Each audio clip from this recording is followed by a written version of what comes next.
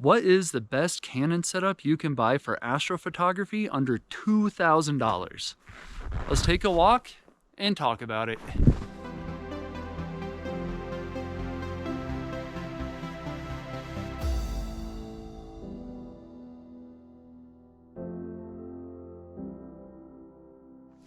Yo, Alex, I hope you're doing well. There's a chance I might be spending the winter here in Antarctica, so I was considering finally taking up astrophotography, aurora, time-lapse as a hobby.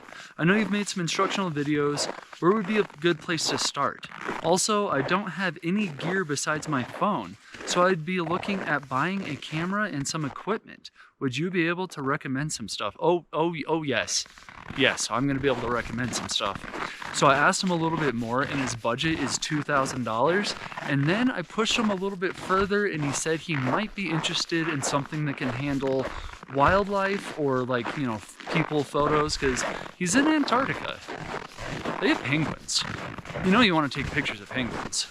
Now obviously every camera brand makes a good camera and most cameras can be used for astrophotography. There's a helicopter making noise. But for this video, I really was gonna focus on Canon cameras. One is because I'm the most familiar with them.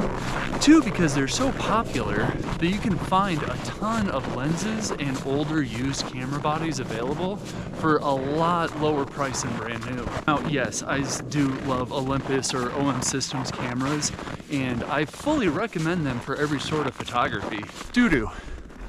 Don't leave your doo-doo bags on the trail. I'll pick that up if it's still there when I come back. But if someone is looking for a fairly dedicated astro camera, I have to recommend they look at something full frame, not micro four thirds.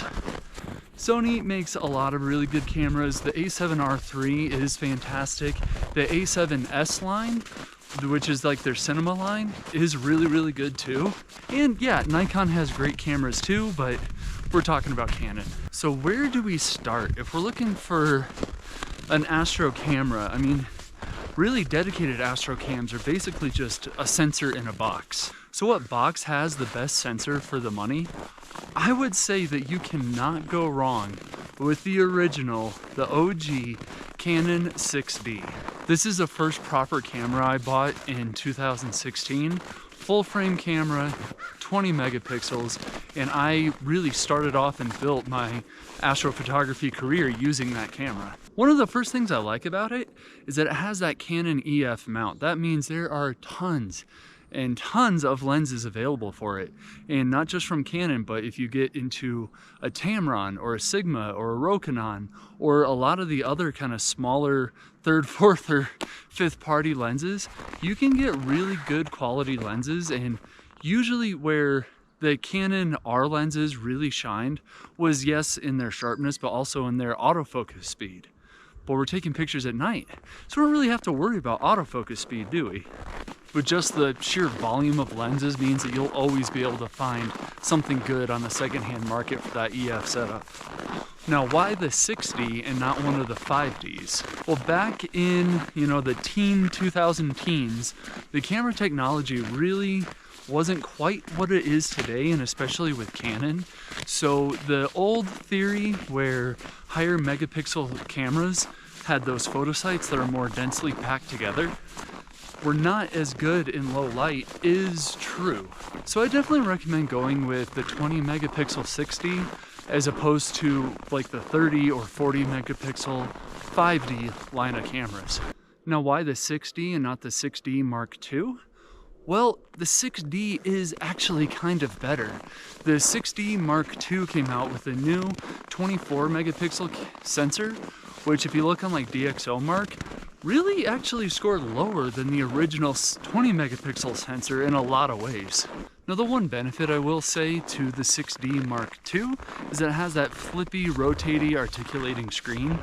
This is super nice. When you're out taking photos at night, especially when it's windy, a lot of the time you're gonna have your tripod really low, almost completely hunkered into the snow or onto the ground. And having that flippy screen just makes your neck so much happier. You don't have to bend over and crink your neck and look down to actually see the LCD screen. You can just flip it up and it's way easier, but that's really the only reason I would get the 6D2 over the original 6D. Let's actually build out a kit for if you were to pick up one of the 6Ds. You can get them on sale, used in good condition through KEH for about $300. And this is a good time to let you guys know, this video is not sponsored by KEH, but if one of you guys wants to send this video to them, maybe they'll sponsor my next one. So with such a low price of entry to a really nice full frame camera, $300 is really hard to beat. That gives you room to pick up a couple of extra memory cards, a couple of extra batteries, some lens warmers, some hand warmers, all that extra stuff that does kind of start to add up as you're building out a kit. So let's say all in, maybe you're looking at about $500 for a fully ready to go, amazing sensor in a box. So that leaves us $1,500 to play with. There are so many great options that you can jump into for used lenses.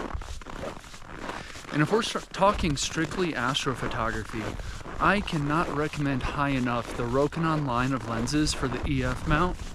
I built my career using the 14mm Rokinon and the 24mm, and then I got the 85mm. I didn't love the 85, but if he's just going for like wide landscape shots, that's too deep to worry about anyways. So on KEH right now, the Rokinon 14mm f2.8 for the EF mount is $210 or $215. So that's a great deal right there. So maybe let's add that up to about $750. And then if we look at the 24mm for Canon EF on KEH, there's one for $300 and there's only one left, so hopefully they get some more in stock, but $300 lens right there. So that's $900 right there, and we have a really good setup. Now there's still a few things to buy, but I'd be happy with this. I was happy with this setup for many years. Now from there's a couple of different directions we could go because we have so much money to work with. I didn't find any on KEH, but on eBay, the Sigma 14mm 1.8 is available for, looks like $900 to $1,000. Now, why would you want to go with the 1.8 from Sigma rather than the more affordable 2.8 from Rokinon? Well, that aperture difference and that maximum range makes a massive difference when we're out there at night to gather light. Gonna jump in here and remind you guys there's links down below for all of this gear through Amazon, but maybe one day through KEH. Send this video to them. But for now, Amazon links, go buy stuff. The 1.8 maximum aperture on that Sigma is gonna let in almost twice as much light as the 2.8s. So that means to get your proper exposure, you can bring your ISO from maybe 6400 to 3200 to get a lot better noise, or you can decrease your shutter speed from maybe 30 seconds down to 20 seconds, and that'll give you more pinpoint sharp stars. So with that money savings, it might be worth it. Another direction we can go, if you want to stick with those two Rokinon lenses, remember we're still just at $900, is that you can pick up the Tamron 24-70 2.8, G2 for the EF mount through KEH. I'm seeing a price range from $600 up to $900. So that'll get us close to our $2,000 limit. And why would you want a second party zoom lens that is a 2.8 aperture? Well, it's for the versatility of it. You can use this lens if you want to zoom in a little bit, especially with something like the Aurora. You may want to capture the Aurora at 50 or even 70 millimeters. If you aim up at a peak or at a lighthouse or at a building, whatever it might be, you can have more flexibility, more interesting compositions if you do have a zoom lens, and I can vouch for that Tamron. I had it for years and it treated me very well. So now we've got a really awesome camera, a decent variety of lenses, batteries and cards. What else is there? Tripods. I have a funny relationship with tripods because basically it's You can use the ground, you can use a stick as a tripod. But when you are out at night, there's a few features you want to look for that can make your tripod experience a lot better. One, funny enough, is you want to make sure at least one of the legs has a foamy grip. This sounds silly, but dude's in Antarctica. I hear it's cold there. When you're grabbing onto the aluminum or carbon fiber legs of a tripod, it is so cold, even through gloves, if it's been sitting out in, 0 degrees for a long time. So make sure whatever tripod you get has a foam or rubber handle. Now, as far as the clasping mechanism for the tubes, I really prefer the screwing type as opposed to the flip lock. The flip lock is good, but they can come loose. And that can be super annoying when your tripod is settling very slowly and you're getting weird camera shake and you're not sure why. And you're thinking, is there something wrong with the camera? Is there something wrong with the lens that I leave the image stabilization on? Nope, it's just your locky leg being dumb. So I recommend those screw type legs. So I've been using the Sirui AM284 tripod, and it has been my favorite one ever. It has those twisty locking legs, and it doesn't have a center post, which is not very necessary for astrophotography. If you're not gonna go with this sort of system and you want a center post, and if you prefer those locking clasps rather than the twisty ones, check out the new Origin Pro from Photo Pro. It is a really cool little system. It's meant to be a compactable, lightweight travel tripod, and it has diamond-shaped legs as opposed to the cylinder tube legs, which helps it to compact a little bit more, has a really nice grip, has better locking mechanisms than I've seen on a lot of other cameras, and the ball head that comes with this tripod is amazing. It has, normal ball head things, but one really important thing is it has the levers to loosen it as opposed to a knob. Those knobs can actually freeze up at night when it's super duper cold, and you want a lever, something that you can get a little bit more torque on. And it has a really interesting feature where the normal rotating of the ball, the normal swiveling on top of the tripod, but it also has something where it will just swivel just your camera. So if you're at a weird angle with your ball head, but you have it so that your camera's vertical and you swivel that base, it's swiveling it on a goofy axis. But because of this, it'll swivel on whatever axis your ball head is set to. This makes panoramas on difficult terrain much easier. So I would recommend one of those two tripods. Let's talk about the mirrorless world. He didn't want something that was just a camera in a box. He wanted to be able to do some wildlife photography with it too. Now you can do wildlife photography with the 6D if you get something like the Tamron 150 to 600 lens. That's a great setup for wildlife. But modern mirrorless cameras do offer a lot of benefits, and most of it is the autofocusing system. So if you want your camera to be more than just astrophotography, I would recommend going mirrorless. So what mirrorless cameras are available? While editing this, I spent way too many steps pretty much saying that the only two cameras that are worth debating over are the original R and the R8. The RP has a junky battery and I don't love the image sensor. The RA, the Astro modified camera, is an option, but he wants to use it during the day, and that's kind of weird. And the rest of the R lineup is basically out of the budget if you want to get a full kit under $2,000. There, I saved you all a bunch of my rambling. So I think I'm going to debate between the R8 and the Canon R. And with that in mind, really the only reason that you would go with the R over the R8 is that bigger battery. That's it. Other than that, the Canon R8 is a better camera in every single way. It has the more modern autofocus system that you can find on the R6 Mark II. It has that new, better 24 megapixel sensor, which will probably handle low light a little bit better.